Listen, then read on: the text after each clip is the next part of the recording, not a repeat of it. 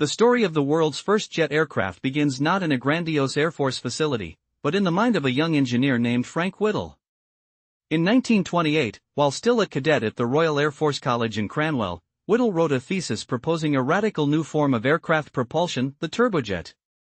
At a time when all aircraft were powered by piston engines and propellers, his idea was met with skepticism. Yet, Whittle was undeterred.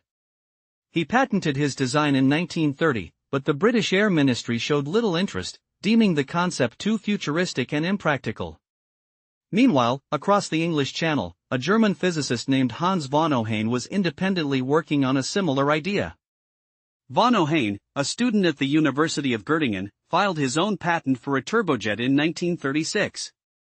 Unlike Whittle, von Ohain received support from aircraft manufacturer Ernst Heinkel, who saw the potential for a revolutionary aircraft.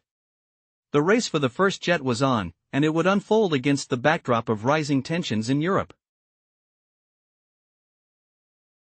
With Heinkel's backing, von Ohain developed a hydrogen-fueled demonstration engine that ran successfully in 1937. The team then moved to a more practical gasoline-burning engine, the Heinkel Hees 3. This engine was light and powerful enough to propel a small airframe.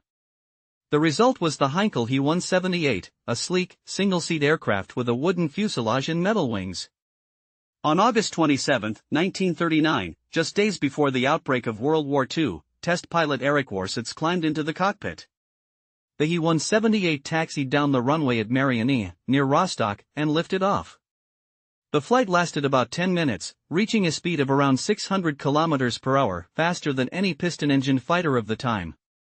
Although the He 178 was not a combat-ready aircraft, it proved that jet propulsion was viable. The German Air Ministry, however, was not immediately impressed. They saw the jet as a novelty rather than a game-changer. It would take the development of more advanced engines and airframes, like the Messerschmitt Me 262, to fully realize the potential of jet power. Nonetheless, the He 178 earned its place in history as the world's first flyable jet aircraft. While von Ohain soared, Frank Whittle faced an uphill battle. In 1935, with his patent about to lapse, Whittle found private investors who helped him form Powerjets Limited. The company built a prototype engine, the W.1, which ran successfully in 1937. The British Air Ministry finally took notice, placing a contract with Gloster Aircraft Company to build an experimental aircraft, the E.2839, powered by Whittle's engine. On May 15, 1941, test pilot Jerry Sayer flew the E.28/39 from Cranwell. The flight was a success, but it came 2 years after the German achievement. Nevertheless, the British jet program accelerated. The E.2839 reached speeds of over 750 km per hour, and its performance impressed the RAF. Whittle's design formed the basis for the Gloster Meteor, Britain's first operational jet fighter, which entered service in 1944. Ironically, the secrecy surrounding Whittle's work meant that British intelligence was unaware of the German jet program until captured footage of the Me 262 was analyzed in 1943.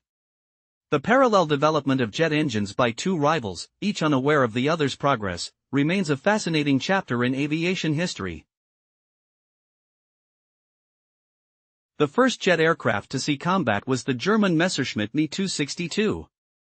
Developed from 1939 onward, the Me 262 was a twin-engine jet fighter that could outrun any Allied propeller-driven aircraft.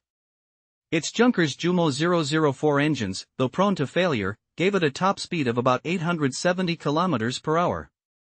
Adolf Hitler initially wanted the Me 262 to be used as a bomber, which delayed its deployment as a fighter. When it finally entered squadron service in mid-1944, the Me 262 posed a serious threat to Allied bomber formations. It was armed with four 30mm Malawian Quachas 108 cannons, powerful enough to shred a B-17 Flying Fortress. Despite its technological edge, the Me 262 was introduced too late and in too few numbers to turn the tide of the war.